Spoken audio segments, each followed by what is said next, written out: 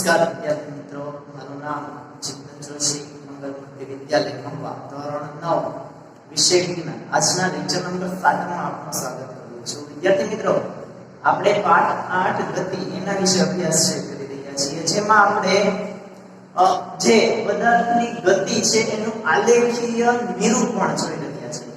એટલે કે પદાર્થ અચળ વેગથી, અચળ ઝડપથી કે અચળ પ્રવેગથી ગતિ કરે છે ત્યારે આપણને એના જો ઝડપ લીધી છે તો અંતર વિરુદ્ધ સમયનો, વેગ છે તો વેગ વિરુદ્ધ સમયનો, અને પ્રવેગ છે અચળ પ્રવેગી ગતિ કરે છે ત્યારે વેગ વિરુદ્ધ સમયના આલેખો દોરી અને પદાર્થની ગતિના પ્રકાર વિશે સમજવાનો પ્રયત્ન કરીએ છીએ. સાથે સાથે પદાર્થે કાપેલું અંતર, ઝડપ કે સ્થાનાંતરને ગોતવાનો પ્રયત્ન કરીએ છીએ. આપણે બે આલેખ છે જોયા હતા. અંતર વિરુદ્ધ સમયનો આલેખ જ્યારે પદાર્થ અચળ ઝડપથી ગતિ કરતો હોય ત્યારે, અને પદાર્થ નિયમિત વેગથી ગતિ કરતો હોય ત્યારે એના માટેનો જે વેગ વિરુદ્ધ સમયનો આલેખ હતો એ જોયો હતો. હવે આપણે જોવાનું છે વિદ્યાર્થી મિત્રો કે સુરેખ પથ પર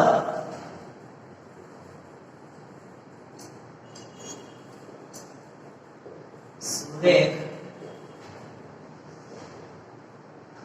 પથ પર એક જ દિશામાં ગતિ કરતા, સુરેખ પથ પર એક જ દિશામાં ગતિ કરતા પદાર્થ માટે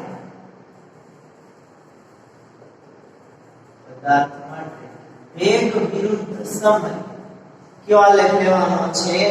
વેગ વિરુદ્ધ સમય નો આલેખ છે એ દોરી એના ઉપરથી પદાર્થે કાપેલા અંતર વિશે અભ્યાસ કરવાનો છે.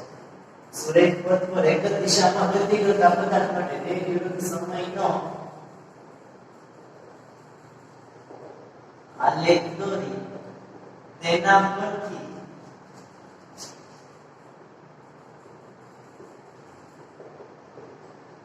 પદાર્થે કાપેલ અંતર મેળવવું. તો તમે કહેશો કે સર આવું તો આપણે જોઈ ગયા હતા, અને પહેલાનો આલેખ જોયો એમાં જ આપણે વેગ વિરુદ્ધ સમયનો આલેખ દોરેલો હતો અને પદાર્થે કાપેલું અંતર મેળવ્યું. પણ વિદ્યાર્થી મિત્રો, એ જે આલેખ દોર્યો હતો એમાં આપણે નિયમિત વેગથી ગતિ કરતો હોય અથવા તો અચળ વેગથી ગતિ કરતો હોય એવા પદાર્થ માટે આલેખ છે એ દોર્યો હતો. આમાં જે આપણે જોવાનું છે જેમાં વેગ વિરુદ્ધ સમય, એમાં આપણે એવું કીધેલું હતું કે સુરેખ પથ પર નિયમિત વેગ, એક જ દિશામાં નિયમિત વેગ. આમાં એ નિયમિત વેગ શબ્દ છે નહીં. આપણે વેગ વિરુદ્ધ સમયનો આલેખ દોરશું ત્યારે તો કે સમયની સાથે સાથે પદાર્થના વેગમાં પણ વધારો થતો જોવા મળે. આપણે એની પહેલાનો જ આલેખ જોયો એમાં સમયની સાથે પદાર્થના વેગમાં પરિવર્તન આવતું ન હતું. પણ હવે જે આલેખ આપણે જોવાનો છે વેગ વિરુદ્ધ સમય, એમાં એવો આલેખ જોઈએ કે જેમાં સમયની સાથે પદાર્થના વેગમાં પરિવર્તન આવતું હોય તો ત્યારે આપણને એ આલેખ કેવો જોવા મળે છે એના વિશેનો અભ્યાસ કરવાનો છે. ચાલો જોઈએ વિદ્યાર્થી મિત્રો કે આપણને અચળ પ્રવેગી ગતિ માટે કઈ આલેખ છે એ આપેલો છે. અચળ પ્રવેગી ગતિ કરતા પદાર્થ માટેનો આલેખ છે આપેલો છે. એ આલેખ પહેલા આપણે જોઈએ. આપણને જે આલેખ દોરવાનો કીધો છે એ વેગ વિરુદ્ધ સમયનો આલેખ છે. તો એ વેગ વિરુદ્ધ સમયનો આલેખ દોરીએ. x અક્ષ, y અક્ષ. x અક્ષ ઉપર છે એ આપણે સમય છે એ લેશું સમય, જેને આપણે t વડે બતાવીએ સેકન્ડમાં હોય છે. 0 સમયનો ફેરફાર લઈએ, 5 સેકન્ડનો ફેરફાર લઈએ. 0 5 10 15 20 25 30 ને 35. ચાલો એમ અહીંયા આ જે y અક્ષ છે ત્યાં આપણે શું લેશું તો કે પદાર્થનો વેગ v વડે દર્શાવીએ છીએ એને, અને મીટર પ્રતિ સેકન્ડ જેનો એકમ છે. ચલો એ લઈએ તો અહીંયા 10 20 30 40 50 અને 60 આ રીતે છે એ દર્શાવીએ છીએ. હવે જોઈએ કે ત્યાં જ્યારે આપણે વેગ વિરુદ્ધ સમયનો આલેખ કરીએ છીએ ત્યારે એ આલેખ આપણે ગતિ કરતા કોઈ પદાર્થ માટે આ પ્રકારનો લઈએ છીએ. આને આપણે કેવો આલેખ કહીશું વિદ્યાર્થી મિત્રો? તો કે સુરેખ આલેખ છે એ કહીશું. એના માટે કોઈ પદાર્થ માટે અહીંયા વેગ લો અને અહીંયા વેગ લો. અહીંયા તમે જોઈ શકો આને હું આખું v1 અને આખું v2 એમ અહીંયા t1 અને t2 છે એ મળે છે. અહીંયા a બિંદુ અહીંયા b બિંદુ છે એ મળે છે. a b c e b બિંદુ માટે અહીંયા આ આલેખનો ઢાળ છે આપણે કહીએ છીએ. એટલે તમે આકૃતિમાં જો આપણને આકૃતિમાં એક અચળ પ્રવેગી ગતિ કરતા પદાર્થ માટેનો વેગ વિરુદ્ધ સમયનો આલેખ છે એ આપેલો છે. એટલે આપણે આલેખ લીધો એ કયો લીધો છે? તો કે અહીં પદાર્થ અચળ પ્રવેગી ગતિ કરે છે તેના માટેનો વેગ વિરુદ્ધ સમય, તેના માટેનો વેગ વિરુદ્ધ સમયનો આલેખ આપેલ છે.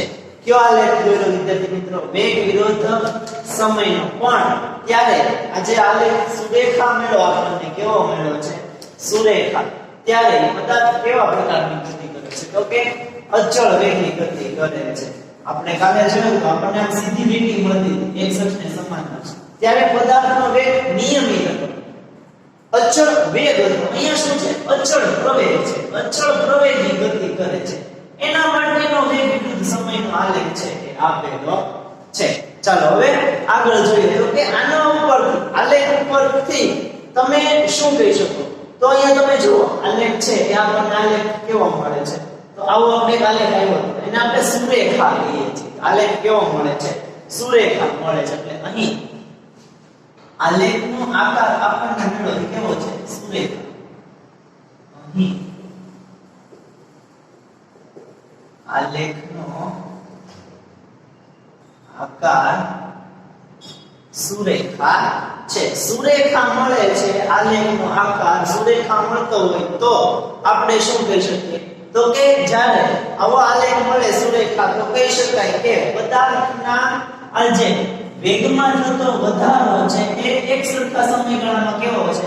એક સરખો. એટલે કે તો કે અહીંયા લો પહેલી સેકન્ડે પદાર્થ 10 મીટર પ્રતિ સેકન્ડનો વેગ ધરાવે, બીજી સેકન્ડે 20 મીટર પ્રતિ સેકન્ડનો, ત્રીજી સેકન્ડે તો કે 30 મીટર પ્રતિ સેકન્ડ. એટલે સમયગાળો કેવો છે? એક સેકન્ડ સરખો. વેગમાં થતો વધારો પણ કેવો છે? તો કે 10 મીટર પ્રતિ સેકન્ડ. એક સરખો જોવા મળે છે. એટલે જ્યારે આલેખ આપણને આવો સુરેખા મળે ત્યારે આ આલેખ શું દર્શાવે છે? તો કે પદાર્થના વેગમાં થતો વધારો કેવો છે? તો કે એક સરખા સમયગાળામાં એક સરખો વધારો છે એ થાય છે. એટલે આલેખનો આકાર સુરેખા મળે છે. તેથી શું કહી શકાય? કે તેથી કહી શકાય કે પદાર્થના વેગમાં થતો વધારો એક સરખો છે. કેવો છે? પદાર્થના વેગમાં થતો વધારો એક સરખો છે. એટલા માટે એક સરખો છે, એટલા માટે પદાર્થ અચળ પ્રવેગી ગતિ કરે છે. પદાર્થ અચળ પ્રવેગી ગતિ કરે છે તેમ કહેવાય. પદાર્થના જે વેગ વિરુદ્ધ સમયનો આલેખ છે એ સુરેખા મળે છે. સુરેખા મળે એટલે આપણે એવું કહી શકીએ કે પદાર્થના વેગમાં થતો વધારો કેવો છે? તો કે એક સરખા સમયગાળામાં એક સરખો વધારો થાય છે. એટલે વેગમાં થતો વધારો એક સરખો. એટલે આપણે જ્યારે પ્રવેગની વાત કરીએ તો એના માટે આપણે એવું કહી શકીએ કે એ પદાર્થ કેવી ગતિ કરે છે તો કે અચળ પ્રવેગી ગતિ આ પદાર્થ અચળ પ્રવેગી ગતિ કરે છે એવું આપણે કહી શકીએ એટલે હવે આપણે શું કરવું છે તો કે પદાર્થે કાપેલું અંતર છે એ મેળવવું છે એટલે ચોક્કસ સમયગાળા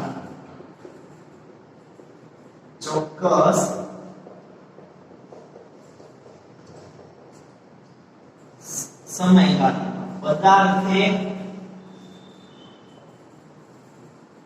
કાપેલું અંતર મેળવવા માટે દાખલા તરીકે આ રેખા પરથી કહો તો કે 15 થી 25 સેકન્ડ દરમિયાન એટલે કે આ 10 સેકન્ડમાં પદાર્થે કેટલું અંતર કાપ્યું છે એ જાણવું છે તો એના માટે હું શું કરું તો કે ચોક્કસ સમયગાળામાં પદાર્થે કાપેલું અંતર મેળવવા માટે t1 t2 સમયથી આલેખ ઉપર લંબ છે એ દોરું છું શું કરું t1 અને t2 સમયના મૂલ્ય પરથી પદાર્થે કાપેલું અંતર મેળવવા માટે t1 અને t2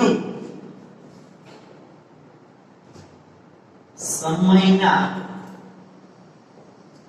મૂલ્ય પરથી આલેખ પર લંબ દોરો આ શું કામ કરીએ છીએ તો આપણને આવું એક સૂત્ર છે વિદ્યાર્થી મિત્રો વેગ માટેનું વેગ બરાબર સ્થાનાંતર છેદમાં સમય હવે અહીંયા જો શબ્દ એવો વાપરો એક જ દિશા માટે દિશા બદલતો નથી દિશા ન બદલે ત્યારે જે સ્થાનાંતર છે એને આપણે શું કહી શકીએ અંતર કહી શકીએ તો અંતર મેળવવું છે તો આપણે વેગ અને સમય પદાર્થના વેગ અને પદાર્થના સમય એ બેનો આધાર લેવો પડે એટલે પહેલા ચોક્કસ સમયગાળામાં પદાર્થે કેટલું અંતર કાપ્યું છે એ જાણવા માટે હું શું કરું છું તો કે જે સમયના મૂલ્ય છે t1 અને t2 એના પરથી આલેખ ઉપર શું દોરો લંબ છે એટલે સમયના મૂલ્ય પરથી આલેખ ઉપર લંબ છે એ દોર્યો હવે પદાર્થ કેવી ગતિ કરે છે તો કે અચળ પ્રવેગી ગતિ કરે છે એટલા માટે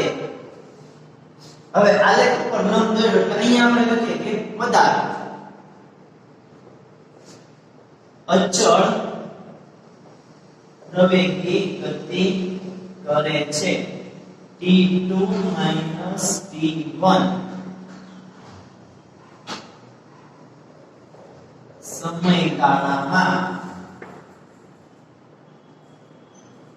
પદાર્થે કાપેલ અંતર ચલો હવે જોઈએ આ લેખ પરથી કે આ t2 t1 જે સમયગાળો આપણને આપ્યો છે એ સમયગાળામાં પદાર્થ કેટલું અંતર કાપે છે અથવા તો પદાર્થે કાપેલું અંતર છે એ કેટલું એટલે ટૂંકમાં આપણે અહીંયા લખીએ s એટલે અંતર કેટલું થશે તો કે આલેખમાં જે a b c d ને e જેટલો ભાગ ઘેરાય છે એના ક્ષેત્રફળ જેટલું અંતર કાપે છે અહીંયાથી તમે જો તો આ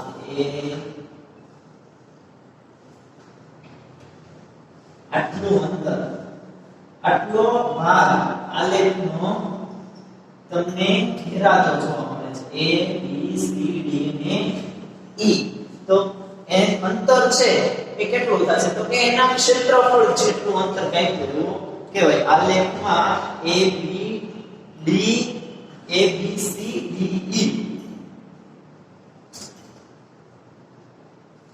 આલેખમાં a b c d e વડે ઘેરાયેલ ભાગ જેટલું એટલું અંતર છે એ કાપે છે એને તમે શું કહી શકો ઓર અથવા તો કે s બરાબર a b c d e ભાગનું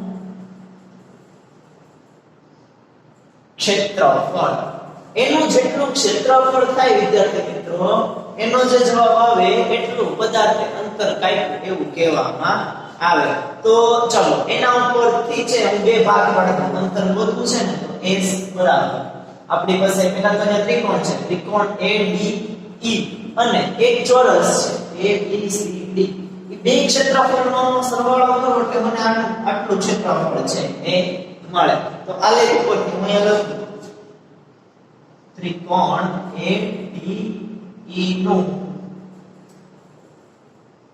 ક્ષેત્રફળ વત્તા ચોરસ ABCD એનું શું થશે ક્ષેત્રફળ છે એ થશે. આપણે તો શું જોવે છે S પદાર્થે કાપેલું અંતર આલેખ પરથી છે એ મેળવવું છે. ચાલો હવે એના પરથી આ ત્રિકોણનું ક્ષેત્રફળ તો એના માટેનું સૂત્ર છે 1/2 પાયો ગુણ્યા વેધ. તો અહીંયા AD પાયો થશે અને ED શું થશે વેધ છે એ થાય. તો એના ઉપરથી અહીંયા શું લખી શકું S બરાબર 1/2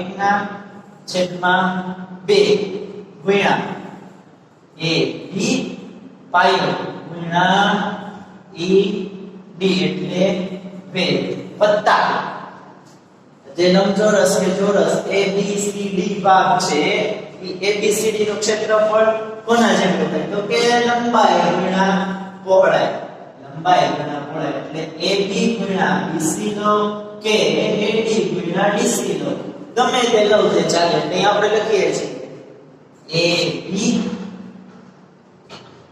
ગુણ્યા DC ક્ષેત્રફળ એ ત્રિકોણનું ક્ષેત્રફળ આના જેટલું થાય. ચતુષ્કોણનું ક્ષેત્રફળ છે એ આના જેટલું છે એ થાય છે બરાબર. ચલો હવે અહીંયા આગળ વાત કરીએ વિદ્યાર્થી મિત્રો. તો S બરાબર આ 1/2 તો એમનેમ છે એ રહેશે. તમે અહીંયા આખું સૂત્ર આવી રીતના લખી શકો 1/2 ગુણ્યા AD એટલે તો કે સમયનો તફાવત T2 T1. AD શું બતાવે છે T2 T1 છે એ બતાવે છે. એટલે લખો કૌંસમાં T2 T1 પછી એને ગુણ્યા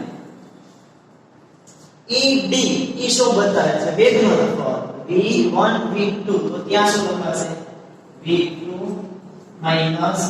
V1 વત્તા વત્તા એ વત્તા આટલું કોના બરાબર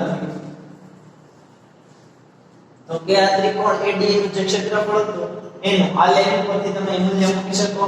T2 T1 નું મૂલ્ય મૂકો V2 V1 નું મૂલ્ય વત્તા હવે અહીંયા AB તો કે આલેખને અનુરૂપ લંબાઈ. અહીંયા AB જેટલી લંબાઈ હોય આમાં આપણને 30 છે તો તમે 30 છે એ મૂકી શકો. એટલે લંબાઈને અનુરૂપ વેગનું મૂલ્ય અહીંયા શું થશે તો કે આલેખની લંબાઈને અનુરૂપ વેગનું મૂલ્ય. આલેખની લંબાઈને અનુરૂપ વેગનું મૂલ્ય છે એને ગુણ્યા ફરીથી આ BC આ AB એટલે તો કે આલેખની લંબાઈને અનુરૂપ વેગનું મૂલ્ય. BC એટલે T2 T1 ફરીથી T2 T1 જે શું દર્શાવે તો કે આલેખ પરથી પદાર્થે કાપેલું અંતર છે એ દર્શાવે છે. જે આમાં તમે કિંમતો મૂકો એટલે તમને પદાર્થે કાપેલું અંતર મળે. જે પદાર્થે આપેલ અંતર દર્શાવે છે. ચાલો એકવાર ફરીથી સમજી લઈએ. આપણે શું કીધું છે સુરેખ પથ પર ગતિ કરતા પદાર્થ માટે વેગ વિરુદ્ધ સમયનો આલેખ દોરવાનો. એના પરથી પદાર્થે કાપેલ અંતર મેળવવાનું. આપણે વેગ વિરુદ્ધ સમયનો આલેખ દોર્યો. આલેખ કેવો મેળવો સુરેખા આકૃતિ ઉપરથી વેગ વિરુદ્ધ સમયનો આલેખ તમે જોવો છો. વેગ વિરુદ્ધ સમયનો આલેખ કેવો મળે છે તો કે સુરેખા. હવે એ આલેખ સુરેખા મળે એ શું દર્શાવે તો કે આ જે પદાર્થના વેગમાં થતો વધારો છે ઈ પદાર્થના વેગમાં થતો વધારો કેવો છે તો કે પદાર્થના વેગમાં થતો વધારો એક સરખા સમયગાળામાં એક સરખો છે. એક સરખો વધારો થાય એટલા માટે પદાર્થ કેવી ગતિ કરે છે તો કે એક સરખો વધારો એટલે પદાર્થ અચળ પ્રવેગી ગતિ કરે એવું કહેવામાં આવે. હવે આવું થાય તો આપણે ચોક્કસ સમયગાળો લઈએ T2 T1 એમાં જે અચળ પ્રવેગી ગતિ કરતો પદાર્થ છે એનું અંતર કાપવું છે. અંતર મેળવવું છે તો એ અંતર પદાર્થે કાપેલું અંતર કેટલું એ જાણવું છે તેને આપણે સૂત્ર મૂકીએ s બરાબર આલેખ ઉપરથી તો કે આ જે ભાગ ઘેરાયેલો છે a b c d e આલેખમાં ABCD વડે ઘેરાયેલા ભાગ જેટલું અંતર પદાર્થ કાપે છે એને શું કહી શકીએ તો કે a b c d e નો ક્ષેત્રફળ એમાં બે વસ્તુ છે ત્રિકોણ અને લંબચોરસ એના બે ભાગ પાડ્યા ત્રિકોણ AD નું ક્ષેત્રફળ અને ચોરસ ABCD નું ક્ષેત્રફળ આનું સૂત્ર છે 1/2 પાયો ગુણ્યા વેધ ત્રિકોણ AD છે 1/2 પાયો AD વેધ ED વત્તા ચોરસ લંબચોરસનું જે સૂત્ર છે લંબાઈ ગુણ્યા પહોળાઈ લંબાઈ AB અને પહોળાઈ BC હવે આની કિંમતો આપણે આલેખ ઉપરથી મૂકીએ 1/2 એમ AD એટલે T2 - T1 સમયનો તફાવત છે AD શું બતાવે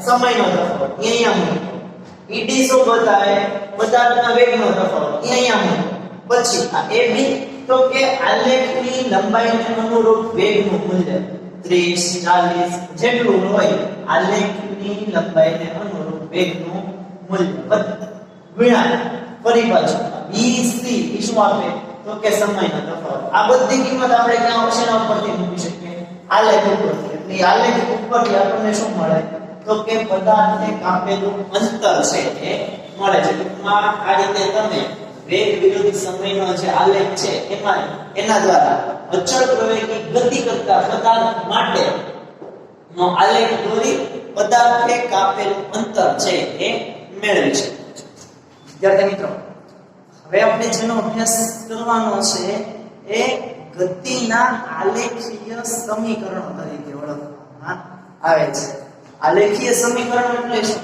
તો કે વસ્તુ જ્યારે અચળ પ્રવેગથી ગતિ કરે છે હમણાં આપણે જે આલેખ જોયા એમાં જોયું કે વસ્તુ અચળ પ્રવેગથી ગતિ કરતી હોય એટલે અચળ પ્રવેગી ગતિ કહે એટલે કે એના જે વેગમાં થતો ફેરફાર છે એ એક સરખા સમયગાળામાં એક સરખો થતો હોય ત્યારે આપણને અચળ પ્રવેગી ગતિ કરતા પદાર્થના સમીકરણો કહેવાય છે એને અચળ પ્રવેગી ગતિ કરતા પદાર્થના સમીકરણો કહેવામાં આવે છે વિદ્યાર્થી મિત્રો ત્રણ સમીકરણો છે અચળ પ્રવેગી ગતિ કરતા પદાર્થના ત્રણ સમીકરણો છે એમાંનું પહેલું આવું છે v u at જે v એટલે વેગ t એટલે સમય અચળ પ્રવેગી ગતિ કરતા પદાર્થ માટે વેગ અને સમયનો સંબંધ દર્શાવતું સૂત્ર છે એ કહેવામાં આવે છે બીજું આવું સૂત્ર છે s ut 1/2 નો વર્ગ અને ત્રીજું આવું સૂત્ર છે v² - u²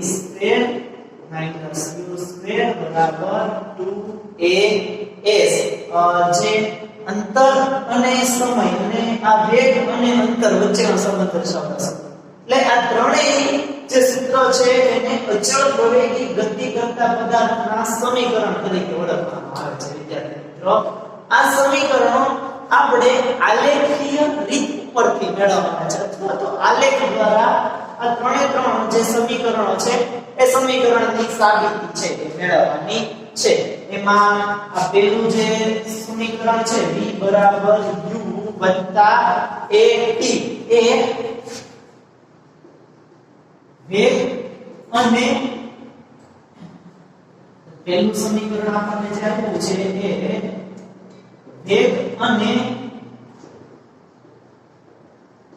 સમયનો સંબંધ દર્શાવતું સમીકરણ છે પહેલું જે સમીકરણ આપ્યું એ આપણને વિદ્યાર્થી મિત્રો વેગ અને સમય એનો સંબંધ દર્શાવતું સમીકરણ છે એ આપેલું છે આગળ વાત કરીએ બીજું જે સમીકરણ છે s ut +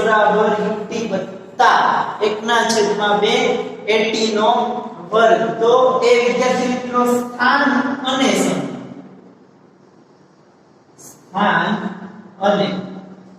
સમય એનો સંબંધ દર્શાવતું સમીકરણ છે અને ત્રીજું જે સમીકરણ છે v² - u² = 2as એ v² - 2 u² બરાબર 2as છે એ સ્થાન અને વેગનો સંબંધ દર્શાવતું સમીકરણ છે. ટૂંકમાં આ ત્રણેય જે સમીકરણ છે વિદ્યાર્થી મિત્રો એને અચળ પ્રવેગી ગતિ કરતા પદાર્થના સમીકરણ તરીકે ઓળખવામાં આવે છે. વિદ્યાર્થી મિત્રો આપણું પહેલું જે સમીકરણ હતું અચળ પ્રવેગી ગતિ માટેનું એ સમીકરણ વેગ અને સમયનો સંબંધ દર્શાવતું સમીકરણ છે એ હતું. તો ચાલો આપણે જે જોઈએ પહેલું જે સમીકરણ હતું કે સુરેખ પથ પર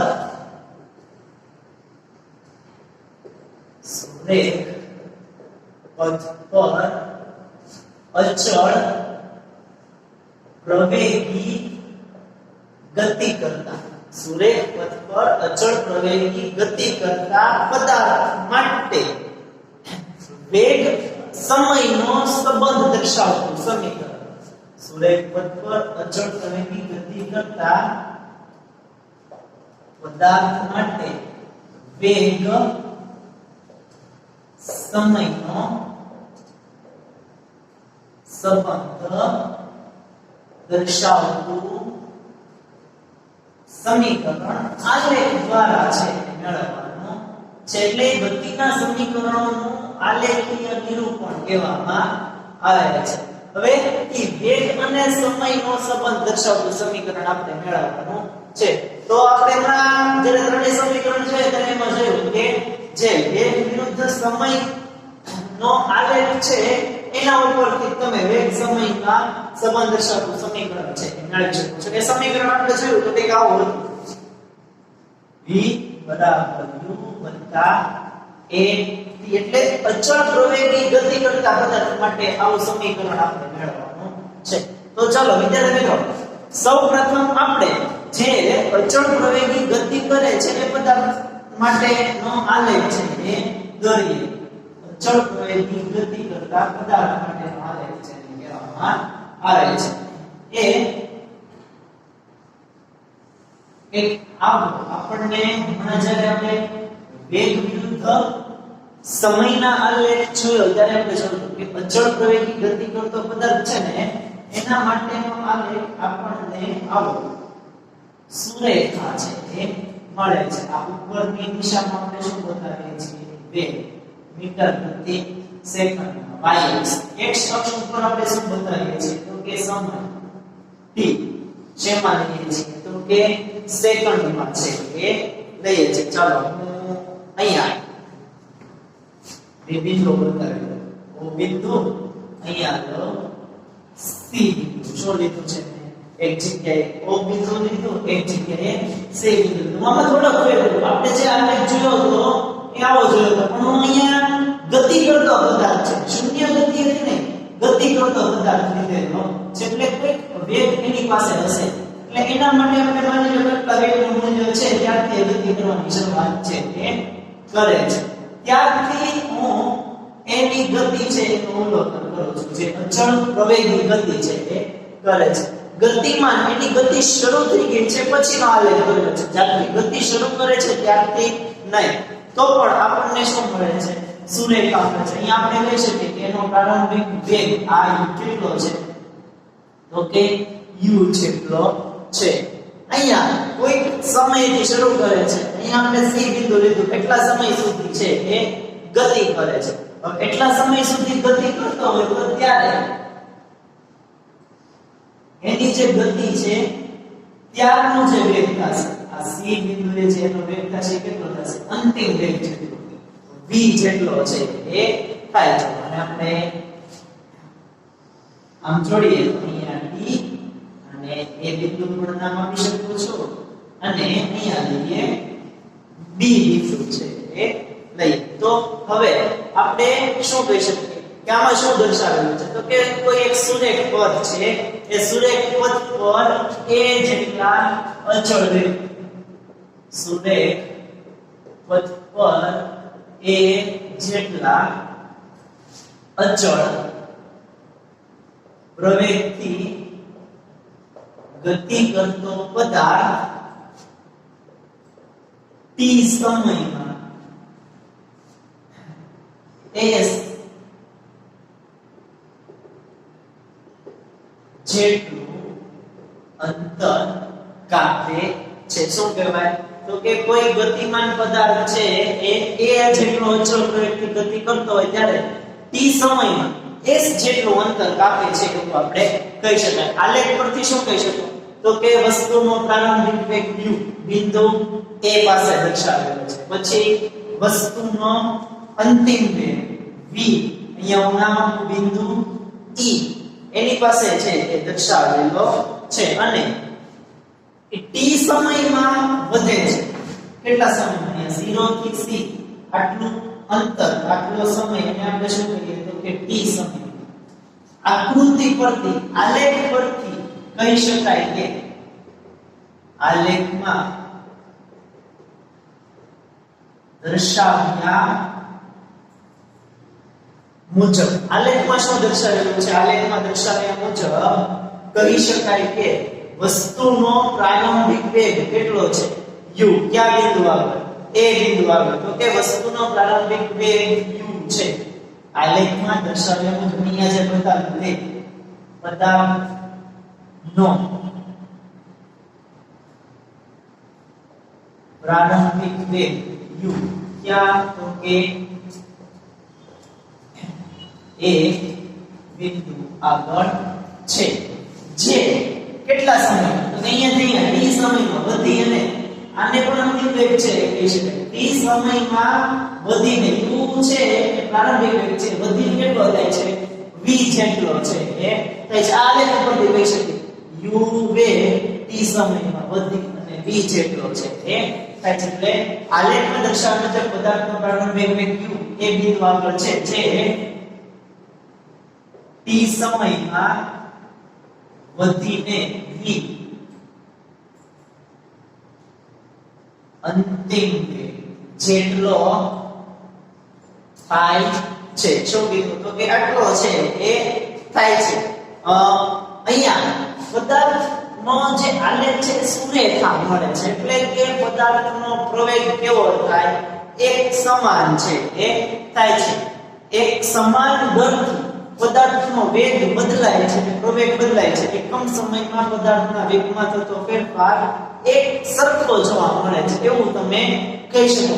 આ જે આલેખ છે એ સુરેખા મળે છે એના ઉપરથી તમે આવું છે એ કહી શકો છો. એટલે આકૃતિમાં આપણે હવે b બિંદુ છે ત્યાંથી બે લંબ, એક વેગ અને એક સમય, અહીંયા b થી c અને b થી e છે એ દોરેલા છે. લખે કે આકૃતિમાં b બિંદુ પરથી બે લંબ BC અને BE અનુક્રમે સમય અને વેગના અક્ષ પર દોરેલ છે. શું કર્યું?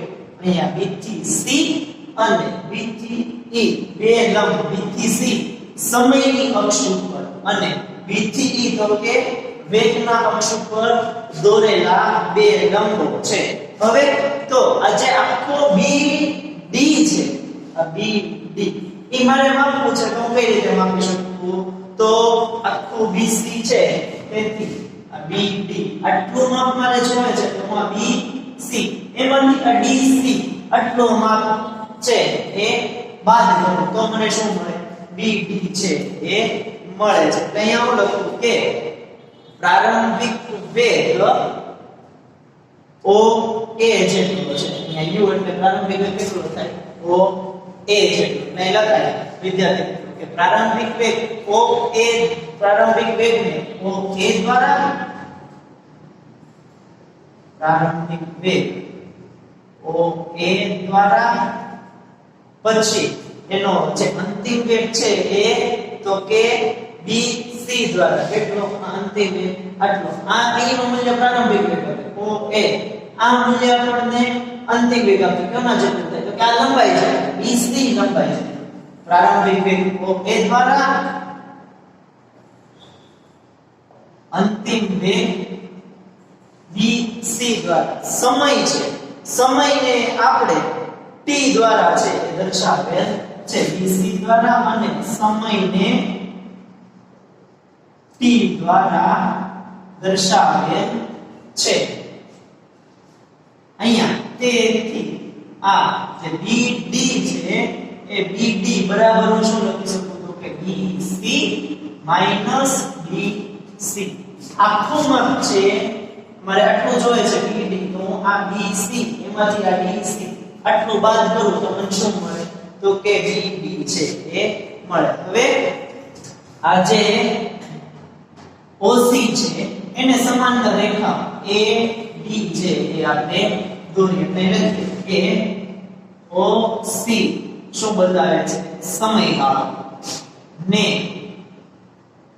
સમાંતર રેખા AD દોરેલ છે આ OC જે છે O થી C એ શું બતાવે આપણને સમયગાળો એને સમાંતર રેખા શું કઈ દોરી તો કે AD OC ને સમાંતર રેખા AD છે એ દોરેલી છે એટલે હવે અહીંયા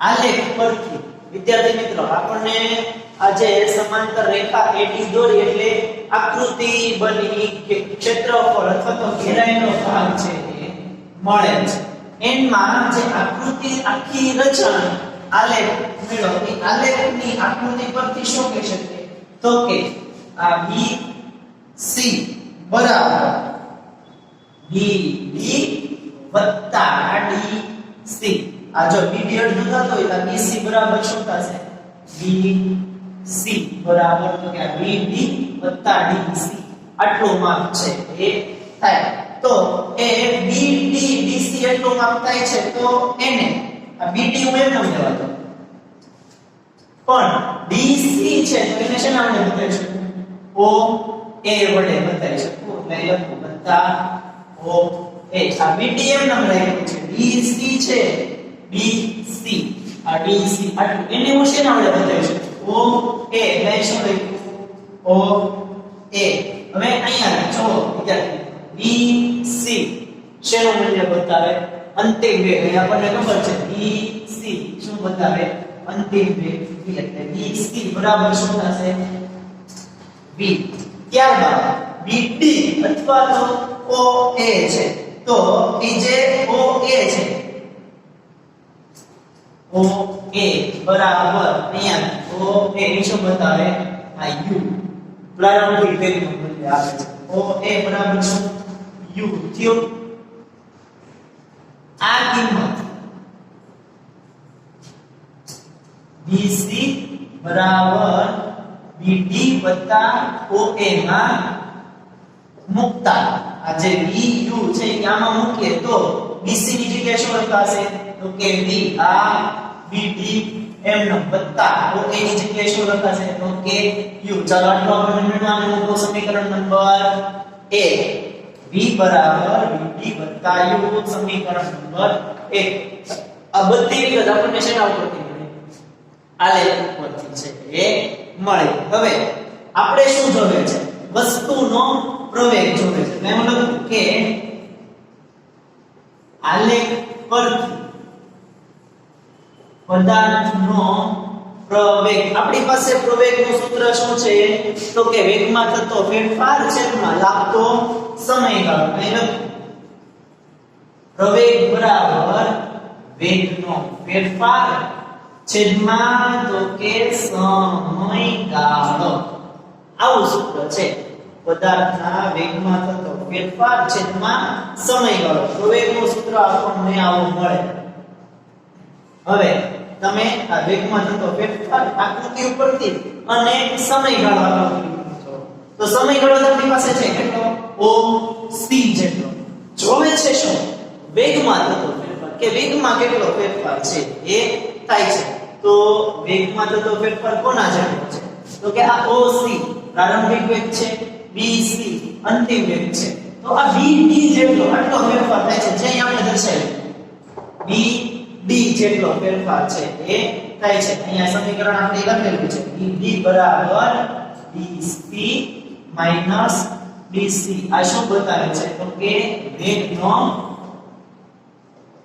ફેરફાર છે એ બતાવે છે. અહીંયા આપણને સમયગાળો છે એ બતાવેલો છે. તો પ્રવેગ તેથી એને શેના વડે બતાવીએ આપણે પ્રવેગને? તો કે a વડે છે એ બતાવીએ છીએ. હવે અહીંયા શું લખાશે? વેગમાં થતો ફેરફાર એટલે v d અને સમયગાળામાં થતો ફેરફાર એટલે તો કે o c. આના વડે છે એ બતાવો. તેથી a બરાબર oc એટલે શું? સમયગાળો. એને શેના વડે દર્શાવ્યો છે? તો કે t વડે. oc સમયગાળો છે એ અહીંયા આપણે બતાવ્યું છે એના વડે t વડે. oc ની જગ્યાએ હું શું મૂકી શકું? તો કે t છે એ મૂકી શકો. અહીંયા મૂકો oc ની જગ્યાએ a બરાબર vd છેદમાં t. તેથી vd બરાબર શું મેળવવું? અને at અને શું કહો? સમીકરણ નંબર 2. vd બરાબર શું મેળવવું? સમીકરણ નંબર 2. હવે મને vd ની કિંમત મળી. vd ની કિંમત હું ક્યાં મૂકું? તો અહીંયા તમે જો આપણી પાસે સમીકરણ 1 છે. શું છે? સમીકરણ 1. લઈ લો કે સમીકરણ 2 ની કિંમત સમીકરણ 1 માં મૂકતા સમીકરણ 2 ની કિંમત સમીકરણ 1 માં મૂકો એટલે તમને અહીંયા જો શું મળે? v બરાબર vd છે તો vd ની જગ્યાએ શું લખાશે? at વત્તા u. એટલે v બરાબર at વત્તા u. તેથી માનને સંકૂલ લખો. v બરાબર સરવાળો છે તો તમે પદ આગળ પાછળ લખો કાઈ ફેર પડે નહીં. આ શું છે? v બરાબર u વત્તા at તો કે જે વેગ અને સમયનો સંબંધ દર્શાવતું વેગ અને સમયનો સંબંધ દર્શાવતું સમીકરણ છે. ઈ સમીકરણ આપણને શેના ઉપરથી મેળવ્યું? તો કે આલેખ ઉપરથી મેળવ્યું. આટલો બલ u જેટલો પ્રારંભિક વેગ t સમયમાં વધે v જેટલો થાય oa cd આપણે જે લખાણ લખ્યું તે મુજબ પ્રારંભિક વેગ બતાવે, આ bc અંતિમ વેગ બતાવે. તો આ bd શું થાય? તો કે વેગનો ફેરફાર થયો જે આપણે લખ્યું bd કોના જેટલો થાય? તો કે આ bc પ્રારંભિક વેગ અને dc અંતિમ વેગ છે એના જેટલો વેગનો ફેરફાર છે એ થાય. એ દરેકે દરેક કિંમતોને આધારે આપણે સમીકરણ 1 અને સમીકરણ 2 મેળવવા. બે સમીકરણને ભેગા કર્યા એટલે આપણને શું મળ્યું? વેગ અને સમયનો સંબંધ દર્શાવતું સમીકરણ છે એ મળે છે, જેને અચળ પ્રવેગની ગતિ કરતા પદાર્થ માટેનું વેગ સમયનું સમીકરણ તરીકે ઓળખવામાં આવે છે. ચાલો વિદ્યાર્થી મિત્રો, આજનો જે લેક્ચર છે એ આપણે અહીંયા સુધી રાખીએ છીએ. તમારે આજે જે મેં બે આલેખ કરાવ્યા અને ગતિના સમીકરણો જે આપણે 3 જોયા એની નોંધ તમારી પાકી બુકમાં છે એ કરવાની છે. આપણે ગતિના 3 સમીકરણ જોવાના છે. એક આજે જોયું, આગળના જે સમીકરણો છે એ હવે પછી જ્યારે આપણે ફરી પાછા નેક્સ્ટ લેક્ચરમાં મળીશું ત્યારે બીજા સમીકરણનો અભ્યાસ કરીશું.